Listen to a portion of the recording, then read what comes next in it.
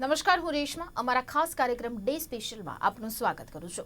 આપણે જ્યારે પણ કોઈ ડેરી પ્રોડક્ટની વાત કરીએ ત્યારે આપણે હંમેશા તેને ખાવાની અથવા તો તેનો ઉપયોગ કરવાની એટલા બધા આપણે સતેજ હોઈએ છીએ કે જે કારણોસર આપણા શરીરની અંદર પ્રોટીન વિટામિન્સ ખૂબ જ સારી રીતે જાય અને તેવી કોશિશ કોની ના હોય. તો જરૂરથી જે પ્રકારે જેટલી પણ પ્રોડક્ટ ડેરી પ્રોડક્ટ છે તે પ્રોડક્ટને આપણે વિશ્વસનીયતા જે રાખવી તે ખૂબ જ જરૂરી રહેતી હોય છે.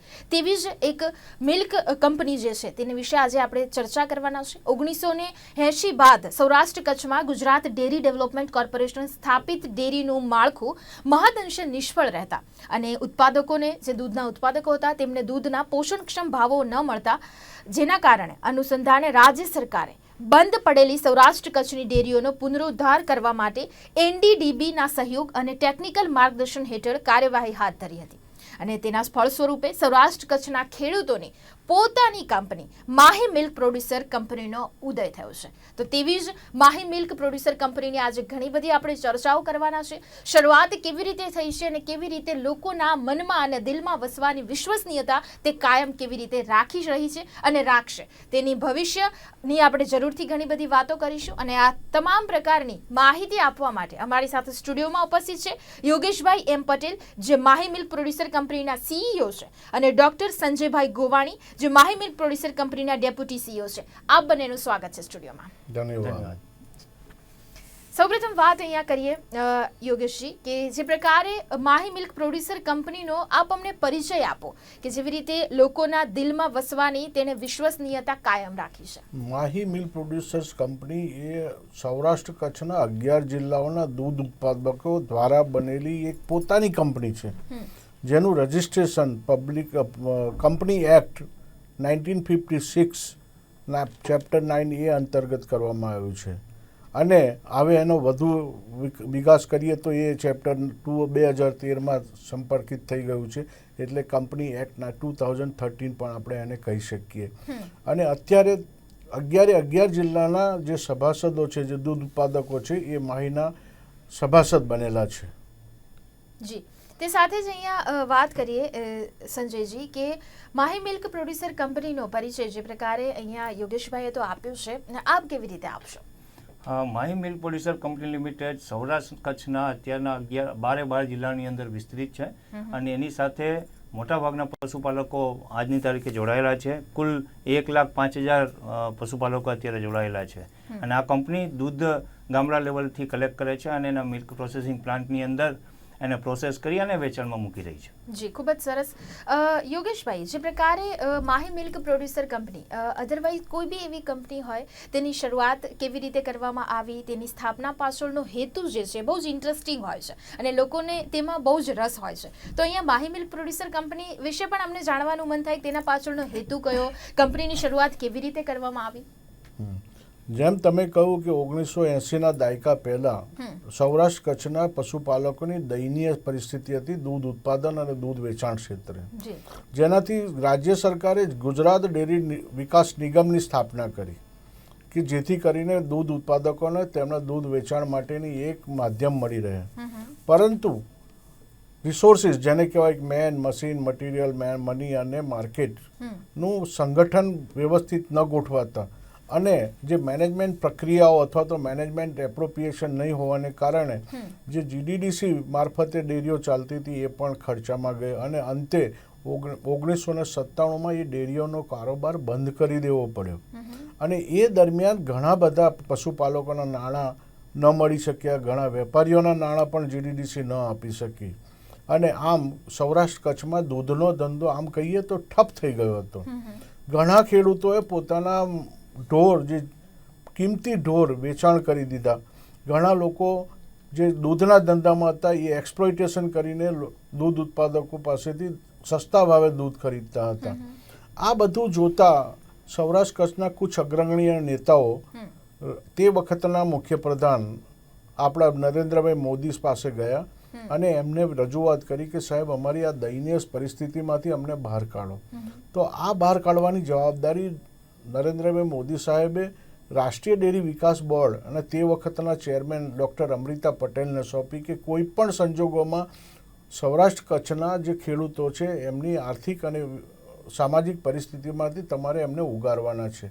અને આ ધ્યાનમાં લેતા 2005ની અંદર રાષ્ટ્રીય ડેરી વિકાસ બોર્ડ દ્વારા દૂધ અને દૂધ સંપાદન શરૂ કર્યું. ફક્ત જુનાગઢ ખાતે એનું સંપાદન કરવામાં આવ્યું. પહેલાં 12 ગામમાંથી સંપાદન કર્યું.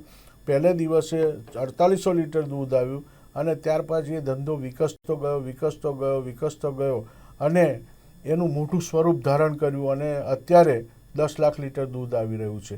પણ આવો પ્રોજેક્ટ કેટલા દિવસ ચાલે? પ્રોજેક્ટ માટે કોઈક નામ આપવું પડે અને એટલા માટે 2012ની અંદર 7 જૂન 2012ની અંદર માહી મિલ્ક પ્રોડ્યુસર્સ કંપનીની સ્થાપના કરાઈ અને 2013ની અંદર માહી મિલ્ક પ્રોડ્યુસર કંપનીની શરૂઆત ચાલુ કરવામાં આવી. આ એનો એક વિસ્તારપૂર્વકનો પરિચય છે. આમ તો ઘણા બધા લાંબા પ્રસંગો પણ બન્યા છે, પણ સમયના અભાવે આપણે આટલું કહીએ તો ખોટું નથી. જી, અહીંયા વાત આગળ વધારીએ આપણે. સંજયભાઈ, જે પ્રકારે માહી કંપનીની સ્થાપના સમયે કહેવાય છે કે દરેક વખતે જ્યારે પણ કોઈ મોટું કામ કરવાની આપણે ઈચ્છા શક્તિ રાખીએ છીએ ત્યારે ક્યાંક ને ક્યાંક મુશ્કેલીઓ તો આવતી જ હોય છે અને તે મુશ્કેલીઓને પાર પાડીને જે વ્યક્તિ તે પોતાનો જે ગોલ જે છે, જે હાંસલ કરવાની એવી હિંમત બતાવે છે, તે જ સાચો માણસ છે અથવા તો તે જ તેનું જ પરિશ્રમ જે છે એ ક્યાંક સાર્થક થતો હોય છે. તો અહીંયા માહી કંપનીને જ્યારે સ્થાપના કરવામાં આવી તે સમયે પણ ઘણી બધી મુશ્કેલીઓ તો પડી જ હશે. બિલકુલ, કારણ કે મેં જે રીતે અગાઉ જણાવ્યું એ પ્રમાણે ગુજરાતના આપણે સૌરાષ્ટ્ર કચ્છના 11 જિલ્લાઓમાં એટલે વિશાળ કાર્યક્ષેત્ર છે અને વિશાળ કાર્યક્ષેત્રની અંદર આપણે કાર્ય કરવું અને એક સાથે લોકોને લઈને ચાલવું એ ખરેખર એક મુશ્કેલ કાર્ય હતું. અને સાથે સાથે Mahi milk producer company limited એક નવો કોન્સેપ્ટ છે કે જે અગાઉ દુધિયાઓની અંદર જે રીતે અમારા સીઈ સાહેબે કહ્યું કે ભાઈ જે મુશ્કેલીનો સામનો કરવો પડતો હતો એની અંદર જે દૂધિયા લોકો હતા, પ્રાઇવેટ લોકો જે ડેરી ચલાવતા, ઘણા લોકોએ શોષણ કર્યું છે પશુપાલકોનું. અને એ સમયમાં ઘણી વખત એવું બનતું હતું કે જ્યારે પશુપાલકોને પૈસાની જરૂર પડે તો એ એડવાન્સ મળતા હતા. એની સામે જ્યારે આ પ્રોડ્યુસર કંપનીનો કોન્સેપ્ટ આવ્યો એ વખતે એનો માલિક બનવા માટે પશુપાલકે અથવા તો દૂધ ઉત્પાદક જે છે એમને કંપનીના શેર લેવા પડે એમ હતા. એટલે કે પહેલાં એને 5 શેર મિનિમમ લેવા પડે, 500 રૂપિયા ઇન્વેસ્ટ કરવા પડે. તો આ જે બધી મુશ્કેલી હતી લોકોને સમજાવવાની અને જે લોકોની અંદર ગેરસમજ હતી કે કંપની શું છે, તો ઘણી બધી પ્રાઇવેટ કંપનીઓ હતી કે જે લોકોના પૈસા લઈને નાસી પણ ગઈ હતી. તો લોકોને એક જે વિશ્વાસ જે ઉત્પન્ન કરવાની જે ચેલેન્જ હતી એ ખરેખર બહુ મુશ્કેલી હતી. અને આ બધાની અંદર અમારી કંપનીના જે કર્મચારી મિત્રો છે એ મિત્રોએ બહુ ભારે જહેમત ઉઠાવી હતી અને 11 જિલ્લાનો વિસ્તાર તમે ગણો તો 2600થી 27 ગામોની અંદર અમારે વિવિધ પ્રકારની મિટિંગો, લોકોને સમજાવવા માટે અવેરનેસ પ્રોગ્રામ્સ કરવા પડતા હતા. અને એ સમયે 40 દિવસની અંદર અકલ્પનીય ગણી શકાય એવી કામગીરી ફિલ્ડ સ્ટાફના અમારા મિત્રોએ કરી અને આજે આ કંપનીની અંદર આટલા બધા 80,000થી 85,000 જે દૂધ ઉત્પાદકો છે એમને જોડાણ કર્યું હતું. મને યાદ છે, જૂની વાત કરતાં વાગોડું તો પહેલી મેમ્બરશિપ ડ્રાઈવ, કારણ કે કંપનીની અંદર જ્યારે મેમ્બર્સ બનવું હોય તો મેમ્બરશિપ ડ્રાઈવ વગર શક્ય નથી. તો પહેલી મેમ્બરશિપ ડ્રાઈવમાં આવો સરસ મજાનો જ્યારે આવી બધી મિટિંગોને સમજાવી ત્યારે 54,000 સભ્યો છે, દૂધ ઉત્પાદક સભ્યો જોડાયા હતા. બીજી વખત અમે એ જ 2012ની અંદર 19,000, એના પછી 12,500 એમ કરીને ટોટલ 3 મેમ્બરશિપ ડ્રાઈવની અંદર કંપનીની શરૂઆત આપણી 86,000 જેટલા દૂધ ઉત્પાદક સભ્યોથી શરૂઆત કરી હતી. જી જી જી, ખૂબ જ સુંદર છે. વધુમાં હું ઉમેરું કે તે વખતે સંસાધનોની પણ એટલી બધી જરૂરિયાત હતી પણ હતા નહીં, કારણ કે ફક્ત 6 જ મહિના થયા હતા કંપની બને. મશીન, મેન પાવર કોઈ જ નહોતું. પણ એ એટલા માટે અમારા ડૉક્ટર ગોવાની કહે છે કે ખૂબ જહેમત ઉઠાવી, રાત દિવસ મહેનત કરીને આ મેમ્બરોને કન્વિન્સ કરીને એમની પાસેથી શેર ભંડોળ ઊભું કરીને આ કંપનીને બેઠી કરી છે. જી જી, તે સાથે જ અહીંયા યોગેશભાઈ, જો અહીંયા વાત કરીએ તો કોઈ પણ દૂધ ઉત્પાદકને કંપનીના સભ્ય બનવું હોય તો તે કેવી રીતે બની શકે છે? સો પહેલાં તો અમારે બોર્ડની મંજૂરી લેવી પડે કે તમે કેવા મેમ્બર બનાવવાના છો. બોર્ડની મંજૂરી લીધા પછી જે તે વ્યક્તિએ મેમ્બર બનવું હોય એની આયુ, એનું ઉંમર કમસે કમ 18 વર્ષની હોવી જોઈએ. એ ગામમાં નો રહીશ હોવો જોઈએ, પ્લસ એ ગામમાં અમારી મિલ્ક પ્રોક્યોરમેન્ટની જે ઇકાઈ કહેવામાં આવે છે, MPP કહેવામાં આવે છે, એ મિલ્ક પુલિંગ પોઈન્ટ જેને કહેવામાં આવે છે એ હોવો જરૂરી છે. બીજું, એ દૂધના ધંધા સાથે આડકતરી રીતે પણ સંડોવાયેલો ના હોવો જોઈએ, એ પણ એક ખાસ જ છે. ત્યાર પછી એ દૂધાળું જાનવર રાખતો હોવો જોઈએ. દૂધાળું જાનવર રાખશે તો જ દૂધ ભરી શકશે. એટલા માટે એ કંપનીના પછી લેખિતમાં એને અરજી આવેદનપત્ર આપવું પડશે કે ભાઈ મારે મેમ્બર થવું છે. એને અમારી જે કંપનીની જે શરતો છે એ શરતોનું એને બાંયધરી આપવી પડશે કે હું આ બધી શરતોને માન્ય છું. ત્યાર પછી ફરીથી બોર્ડ એને એપ્રૂવ કરશે કે યસ આને મેમ્બર બનાવવાનો છે. ત્યાર પછી એને મેમ્બરશિપ આપવામાં આવે છે. જી, તે સાથે જ ડૉક્ટર ગોવાણી વાત કરીએ કે કંપનીની સ્થાપના સમયે કેટલા સભાસદો જોડાયા હતા અને હાલ કેટલા સભાસદો જોડાયેલા છે? કંપનીની સ્થાપના સમયે કુલ 86,031 મેમ્બર જોડાયેલા હતા અને આજની તારીખે 1,05,121 દૂધ ઉત્પાદક સભ્યો આ કંપની સાથે જોડાયેલા છે. જી, તે સાથે જ અહીંયા યોગેશભાઈ, કંપનીના સભ્ય બનવાથી દૂધ ઉત્પાદકને અહીંયા કયા કયા ફાયદાઓ થાય છે? બહુ સરસ સવાલ તમે કર્યો. પહેલામાં પહેલો કે 365 દિવસ સવાર અને સાંજ દૂધ ક્યાં વેચવું એને ચિંતા નથી, કારણ કે અમારી મિલ્ક પુલિંગ પોઈન્ટ ત્યાં આવેલો છે. બીજું એને સ્પર્ધાત્મક ભાવ મળી રહે છે. ત્યાર પછી એને અમુક સામાજિક અને પારદર્શિકતાને લીધે અમારી જે કાર્યશૈલી છે, પ્રોફેશનલ મેનેજમેન્ટ છે, બિલકુલ પારદર્શક છે. એટલે એને છેતરાવાનો કોઈ પ્રસંગ બનતો નથી, જેથી કરીને એ પોતે જાતે એ માની શકે છે કે ભાઈ ના મને ફાયદો થયો છે. આ ઉપરાંત ધંધાના આધારે પ્રોત્સાહન મળી રહે છે, એ લોકોને ધંધામાં ભાગીદારી વધે છે. અને ત્યાર પછી શું છે કે અહીંયા દરેક જાતિનો માણસ સવાર સાંજ દૂધ ભરે છે, એટલે ભાઈચારાની પણ એક જાતની શું કહેવાય આપણે ભાવના કેળવાય છે. અને એ ઉપરાંત અમારા માહી મિલ્ક પ્રોડ્યુસર્સ કંપની દ્વારા વિવિધ સુવિધાઓ પણ આપવામાં આવે છે, જેવી કે AI છે, આર્ટિફિશિયલ ઇન્સેમિનેશન જેને કહેવાય, RBP પ્રોગ્રામ કહેવાય. આ બધી ઘણી બધી સુવિધાઓ અમે આપતા હોઈએ છીએ. તો આ એક આર્થિક રીતે પણ ફાયદો થાય છે, સામાજિક રીતે પણ ફાયદો થાય છે. અને એનાથી અમે જોયું છે છેલ્લા 6 વર્ષમાં કે ઘણું બધું પરિવર્તન અમે જોઈ શકીએ છીએ ગામડાઓની અંદર. આ એના ડાયરેક્ટ અને ઇનડાયરેક્ટ લાભો છે. તે સાથે જ ડૉક્ટર ગોવાણી વાત કરીએ, કંપનીમાં સભ્યપદ મેળવી લીધું છે, ત્યારબાદ તે સભ્યપદ કાયમી માટે રહેતું હોય છે, તેની કેવા પ્રકારની પ્રોસેસ છે? કંપનીમાં કોઈ પણ દૂધ ઉત્પાદક સભ્ય પોતાનું જો સભ્યપદ જાળવી રાખવું હોય તો એના માટે એને કંપનીએ નક્કી કરેલા અમુક ધારાધોરણો, નીતિ નિયમોનું પાલન કરવાનું રહેતું હોય છે. કે આ ફક્ત એના માટે છે કે જેની અંદર લેભાગુઓ છે કંપનીમાં ફાયદો ના ઉઠાવી જાય, એ માટે આપણા કંપનીના જે કંઈ દૂધ ઉત્પાદક સભ્યો છે વર્ષ દરમિયાન ઓછામાં ઓછું 200 દિવસ માટે અને ઓછામાં ઓછું 500 લીટર દૂધ ભરવું ફરજિયાત હોય છે. એક કન્ડિશન. બીજી કન્ડિશન છે કે એને પ્રતિ લીટરે ₹1 રોકાણ કરવું જરૂરી છે.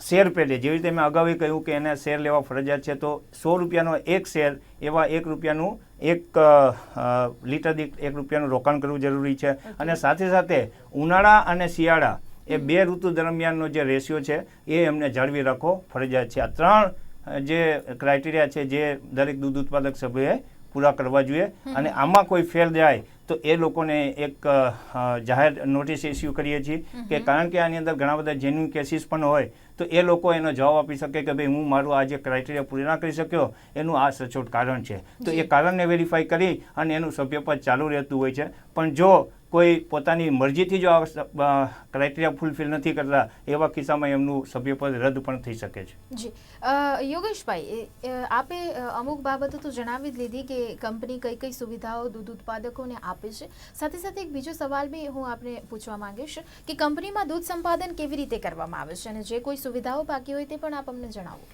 પહેલામાં પહેલું જે સુવિધાની વાત કરીએ કે જે દૂધનો ડેરી છે, ડેરીનો ધંધો એવો છે કે એનિમલ મેનેજમેન્ટ, એનિમલ ફીડિંગ અને એનિમલ બ્રીડિંગ, ફીડિંગ અને મેનેજમેન્ટ, આ 3 પાસાઓ કહે.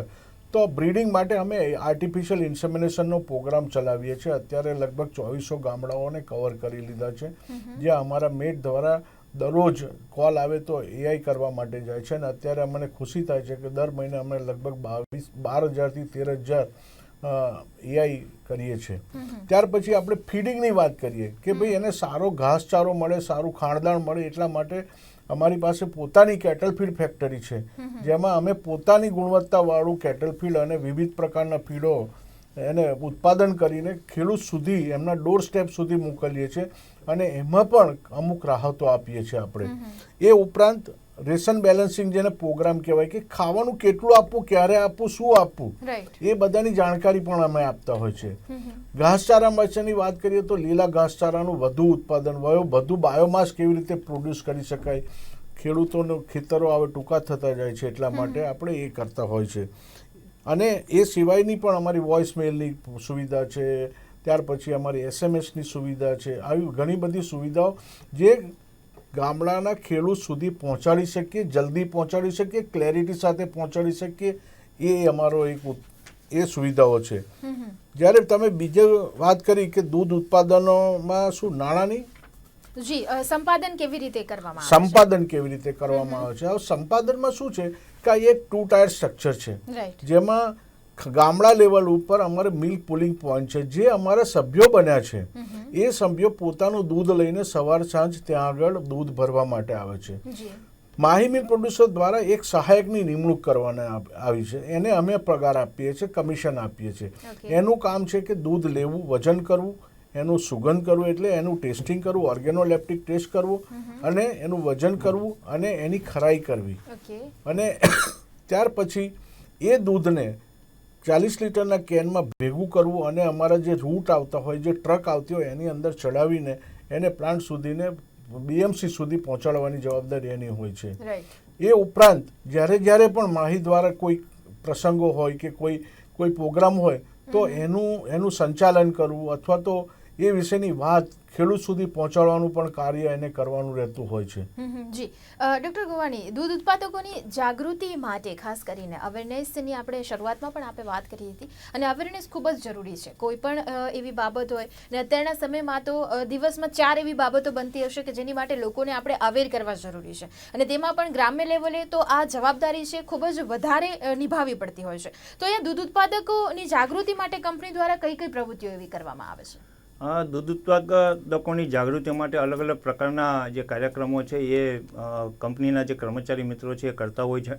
જેની અંદર સભ્ય જાગૃતિ કાર્યક્રમ કે જેની અંદર કંપનીની વિશેષ માહિતી આપવામાં આવે છે કે કંપનીના જે કંઈ ઇન્ફોર્મેશન છે એ પણ એમને ફોરવર્ડ કરાવવા છે. દૂધ ઉત્પાદન લગતા જે કંઈ ફાયદાઓ હોય છે એ એની અંદર ચર્ચા કરવામાં આવે છે.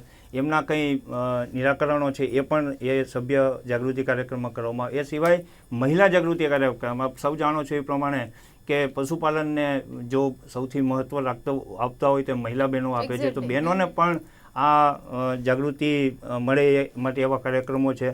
સાથે સાથે સ્વચ્છ દૂધ ઉત્પાદન, આજે આપણે જુઓ છો કે સ્વચ્છ દૂધ ઉત્પાદન મળવું મુશ્કેલ થઈ રહ્યું છે. એ સમયે દૂધ ઉત્પાદન સ્વચ્છ અને એની ગુણવત્તા સારી રહે એ માટેના પણ કાર્યક્રમો ગામડામાં કરવામાં આવે છે.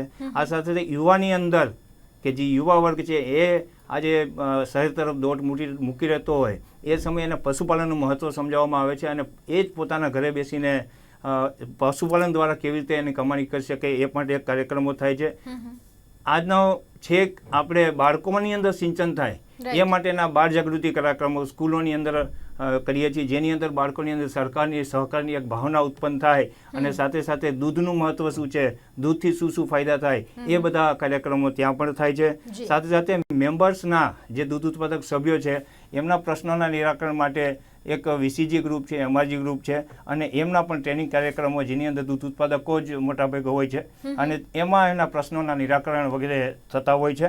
આવા અલગ અલગ પ્રકારના ઘણા બધા કાર્યક્રમો થાય છે અને જે અમારા ગ્રાહકો છે, દૂધ જે પોતે દૂધ ખાય છે એ દૂધ ગ્રાહકો માટે એક માહી પરિચય કરીને એક કાર્યક્રમ અમે ચલાવીએ છીએ, જેની અંદર અમુક ગ્રાહકો હોય તેને પ્લાન્ટ સુધી લઈ જઈએ છીએ, એની વિઝિટ કરાવીએ છીએ અને અમારા દૂધ કેવી રીતે બને છે અને શું શું એની અંદર કાળજી લેવાય છે, ગુણવત્તા કેવી રીતે લેવાય છે, કયા પ્રકારના ટેસ્ટ થાય છે, આ બધી એ માહી પરિચયની અંદર પણ અમે જાગૃતિ માટે કાર્યક્રમ કરીએ છીએ. રેશમાબેન, એમાં હું 2 વસ્તુ ઉમેરવા માંગુ છું કે જે સાહેબે કહ્યું કે 1,05,121 મેમ્બર છે, એમાં 28% મહિલા ભાગીદારી છે, જેથી કરીને મહિલા કેટલા આગળ આવ્યા છે દૂધના ધંધામાં એ આપણે સાબિત કર્યું છે.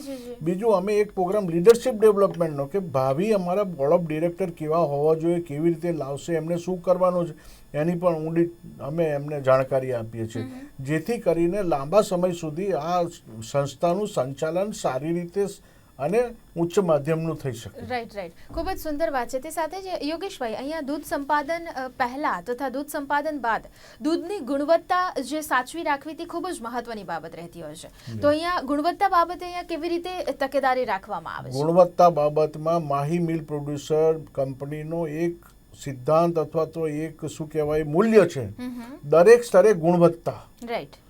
કોઈ પણ સ્તર હોય ત્યાં ગુણવત્તાને પ્રાથમિકતા આપવામાં આવે છે. જ્યારે અમે MPP પર જ્યારે મિલ્ક પુલિંગ પોઈન્ટ ઉપરથી દૂધ લઈએ છીએ ત્યારે દૂધની ચકાસણી ફેટ SNF ઉપર નથી, પણ એની સુગંધ, એમાં કોઈ ભેળસેળ થયેલી છે કે નહીં, એવા 12% ટેસ્ટ અમે ત્યાં કરતા હોય છે, જેથી કરીને જે અમારા ઉપભોક્તાઓ છે એ લોકોને ખરાબ દૂધ ન મળે.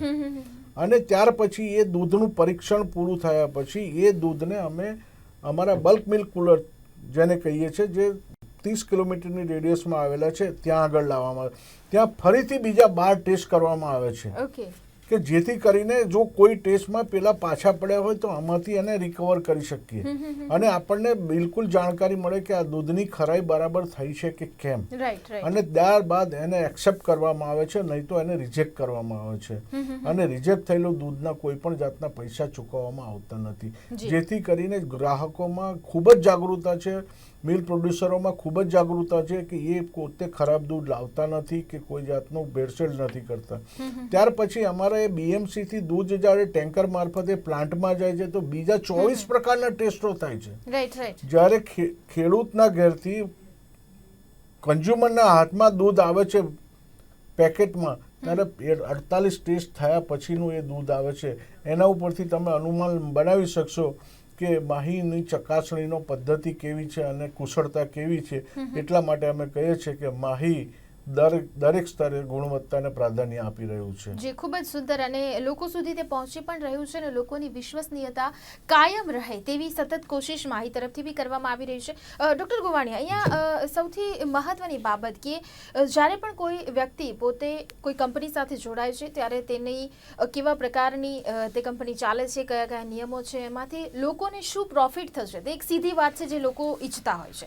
તો અહીંયા કંપનીએ અત્યાર સુધીમાં મેળવેલી સિદ્ધિઓ કઈ કઈ છે, આપ તેના વિશે થોડી અમને નજર કરાવશો? હા, સૌથી પહેલાં તો એ વાત કરીએ કે આજે ડિજિટલાઇઝેશન યુગની અંદર જ્યારે આપણે વાત કરતા હોય તો એ દરમિયાન આજે 1,05,121 જે સભ્યો સાથે જોડાયેલા છે એમને જ્યારે દૂધનું પેમેન્ટ કરવાનું હોય તો એ દૂધનું પેમેન્ટ છે એને ઓનલાઈન થાય છે દર 10 દિવસે. એટલે કે 11મી તારીખ, 12મી તારીખ, 22મી તારીખ અને બીજી તારીખ ના ચૂકે કોઈ પણ જાતની રજા હોય તો પણ એને એક પેમેન્ટ થઈ જાય છે 1,05,121 ને, અને ડાયરેક્ટ સીધા એના બેંક એકાઉન્ટમાં. કારણ કે માહી મિલ્ક પ્રોડ્યુસર કંપનીમાં સભ્ય બનવા માટે ફક્ત પહેલો એક જ છે કે એમનું બેંક એકાઉન્ટ હોવું જરૂરી છે. તો એ સૌથી એક મોટી સિદ્ધિ છે આજે. બીજી આપણે વાત જો કરીએ તો આજે જે કંઈ કંપનીના વહીવટો જે થાય છે એના માટે એક અમારી પાસે SAP સિસ્ટમ, ERP સિસ્ટમ છે કે એના ઉપર એક SAP SE એવોર્ડ છે. અલગ અલગ પ્રકારના એવોર્ડ પણ કંપનીને મળેલા છે. એમાં ક્વોલિટી એક્સલન્સ એવોર્ડ છે અને સૌથી ઝડપથી વિકસતી ડેરી કંપનીનો એવોર્ડ છે. NDDB અને ટાટા દ્વારા એક ફોર્ટિફિકેશન ચેમ્પિયન એવોર્ડ જે એનાયત થયો છે. ફોર્ટિફિકેશન એટલે કે જેવી રીતે આપણે આયોડાઇઝ નમક ખાઈએ છીએ એ રીતે દૂધની અંદર વિટામિન A અને વિટામિન D એ એડ કરવાવાળી કંપની ફક્ત Mahi milk producer company limited છે. કે આજે ગુજરાતની અંદર એક પહેલી કંપની છે કે જેણે ફોર્ટિફિકેશન, મિલ્કનું ફોર્ટિફિકેશન લોન્ચ કર્યું છે. 50%થી વધુ અમારા જે BMC, જે CE સાહેબે કહ્યું કે અમુક BMCs ઉપર અમે ખાસ પ્રકારના ટેસ્ટ કરીએ છીએ, એવા 50%થી વધુ BMCs અમારા ISO સર્ટિફિકેટ ધરાવે છે. એક અલગ પ્રકારની સિદ્ધિ છે. અને આ જ રીતે 5 વર્ષના ટૂંકા ગાળાની અંદર અંતમાં કહીએ તો 1,500 કરોડ રૂપિયાનું ટર્નઓવર એક ખૂબ જ મોટી સિદ્ધિ Mahi milk producer company limited નામે જાય છે. જી. તે સાથે જ અહીંયા છેલ્લે હું આપને યોગેશભાઈ પૂછવા માંગીશ કે જે પ્રકારે અત્યારે તો ખૂબ જ સુંદર એવા કાર્યો કરી રહી છે માહી કંપની, પણ જે પ્રકારે કહેવાય ને કે લોકોની આશા અપેક્ષાઓ અને તેમના વિશ્વાસ થકી કામ કરવું, અને તે એક ખૂબ જ મોટું મોટિવેશન હોય છે કોઈ બી કંપની માટે. તો અહીંયા ભવિષ્ય માહી કંપનીનું અમે આપને પૂછીએ તો ભવિષ્યનું સ્વપ્ન કયું છે? જેવી રીતે કહેવાય છે ને કે જનની જોડ સખી નહીં જડે રે રેવલ, એવી રીતે માહીની જોડ સખી નહીં જડે રે લોલ. એ માટે અમે સુસજ્જિત છે અને 2023 સુધીમાં અમારી એવી કલ્પના છે કે અત્યારે જે અમારા જે મિલ્ક પુલિંગ પોઈન્ટની સંખ્યા છે એનાથી વધારીને 4,000 સુધી લઈ જવું, જેથી કરીને લગભગ 4500 ગામડાઓને આવરી લેવામાં આવશે. ત્યાર પછી બીજું અમારું ધ્યેય છે, અત્યારે જે અમારો 1,05,000 મેમ્બર છે એ મેમ્બર બેઝને વધારીને 2.5 લાખ સુધી પહોંચાડવાનું, અને એમાં મહિલાઓની ભાગીદારી કમસે કમ 40% હોવી જોઈએ, એ અમે અત્યારે અમારું શેર ભંડોળ 30 કરોડ રૂપિયાનું છે, જે વધારીને અમે 100 કરોડ સુધી લઈ જવા માંગીએ છીએ. જી. અત્યારે અમે 10 લાખ લીટર દૂધનું સંપાદન કરી રહ્યા છીએ, જે અમે એવું વિચારીએ છીએ અને એવું અમારામાં વિશ્વાસ છે કે 25 લાખ લીટર દૂધ પ્રતિદિનનું સંપાદન અમે કરી શકીશું. અત્યારે અમે 3,14,000 લીટર પ્રતિદિન દૂધનું વેચાણ કરી રહ્યા છીએ. એ દૂધનું વેચાણ અમે વધારીને 10 લાખ સુધી પહોંચાડવાની વ્યવસ્થા છે. જ્યારે અમારે કંપનીનો ટર્નઓવર નહીં હોય તોય લગભગ 5,000 કરોડનો છે. આ અમારા સપના છે, આ અમારું ધ્યેય છે.